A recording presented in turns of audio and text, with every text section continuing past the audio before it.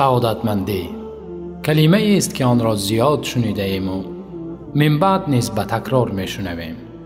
در محفل ها، در تهنیت ها، در مراسم های شادی می توان گفت همه تلاش و کوشش مردم برای رسیدن به همین گنج است، گنج سعادت و خوشبختی.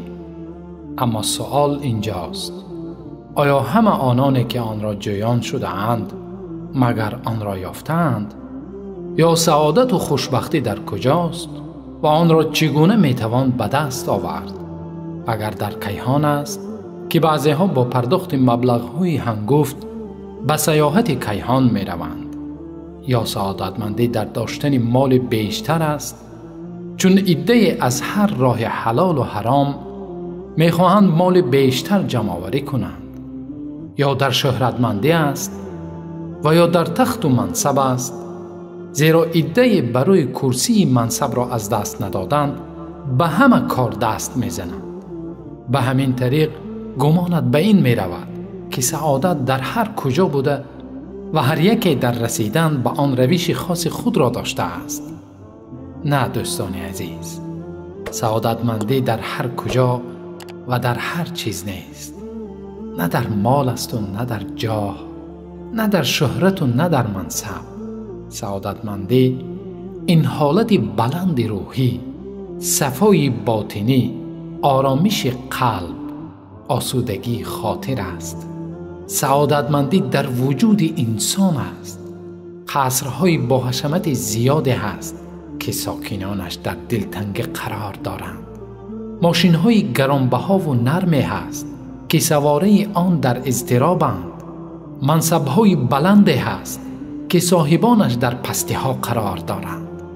کاخ و قصر و منصب و جاه و ماشین و مال، این همه مال دنیای ظاهر است. امکان دارد انسان هرچند از اینها بیشتر به دست آورد ولی بدبخت‌تر گردد، اما اطمینان قلب، آرامش روح، قناعت نفس، رضامندی بر عطا، فروتنی با مردم، امید از آینده عقبی، این خوشبختی حقیقی است. اگر خوشبختی در مال و منصب می بود، هرگز منصبدار و ثروتمندی را نمی شنیده که خودکشی کرده است. اگر سعادتمندی در شهرتمندی می بود، ستاره های صنعت را در اواخر عمرشان در حسرت و پشیمانی نمی دیده. اگر خود ثروت خوشبختی می آورد، هیچ عائله ثروتمند به ویرانی روبرو نمی شد. اگر گوید پس سعادت در چی است و در کجاست؟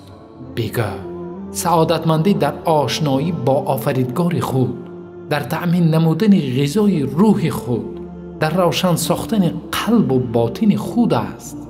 آنگاه که درونت روشن گردد، روزگارت روشن است. آنگاه که قلبت با داشتن معنویات دارنده گردد، این دارندگی حقیقی است.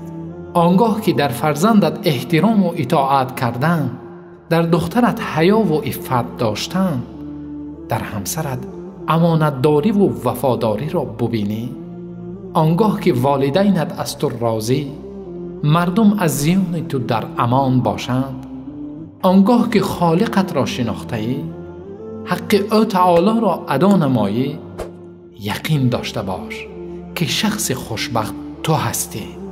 بخشنده همه خوشی‌های روزگار خداوند کریم و منان فرموده است: من عمل صالحا من ذكر أو أنثى وهو مؤمن فلنحيينه حياة طيبة ولنجزينهم أجرهم بأحسن ما كانوا يعملون.